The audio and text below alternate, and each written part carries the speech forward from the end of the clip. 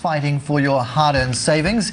Mark Todd with more from FIIG Securities. Mark, well, from one Mark to another. Mark Burris, we had him on the show yesterday. Of course, synonymous with Yellow Brick Road. What have you made of this announcement of that entity kind of spreading its wings somewhat? Oh, you know, we like the idea of that. We think it's good to encourage the term deposit market to expand. We're always looking at new people, new entrants, and we, endorse it. We think it's a good idea. The question would be, I mean, scale. It was not something that Mr. Burris was able to really, with any certainty, target precisely.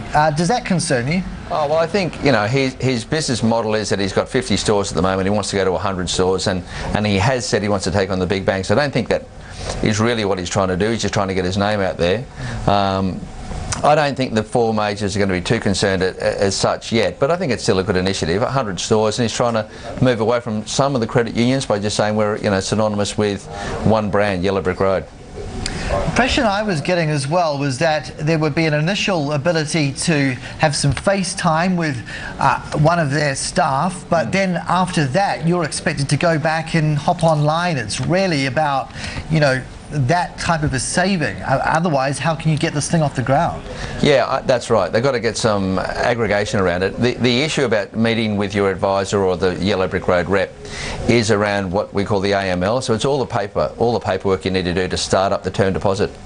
And once you've done that, then it's quite easy to keep rolling it through the internet. So we like the business model. We see it works here, where customers come in and meet with their salespeople, and they like the one-on-one service. And I think he's making the point that it's very hard for the banks to replicate that. So I don't think he wants to take all the term deposit market. He wants to carve a niche out, and that makes sense.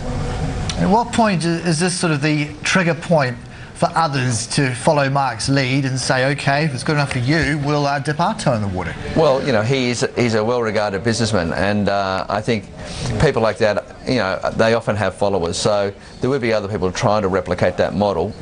You need to have a lot of infrastructure to be able to do that. So, I think we could see other people starting. The jury's out on how successful it's all going to be. Right. Well, it all comes down to dollars and cents and why you should leave your money on term deposit. What are you seeing, Mark, in that environment at the moment? Sweeteners versus longer-term propositions? Yeah, correct. I think we've been speaking for a while now about how the one-year rate at around the mid-6s is an attractive rate, and we've even seen some 5-year rates close to 8%. So the banks have been driven by the Basel III, and this is a massive change, and you see it all the time. So they're trying to get that one-year cash, and at the moment, they are convincing investors to go to 1 year. We're seeing some 5-year business, but that's a bigger stretch. Does it all come down to that caution with consumers, with banking customers and the like, that really saying goodbye to cash for any extended period in this environment is kind of not an option? I think in this environment, which we're still post-GFC, it's very hard for people to invest for longer durations. I think they have we call it the liquidity curve, where they might like the rate. They think 6 or 7 or 8% is a good rate, but they just don't want to lock their money up for that period of time.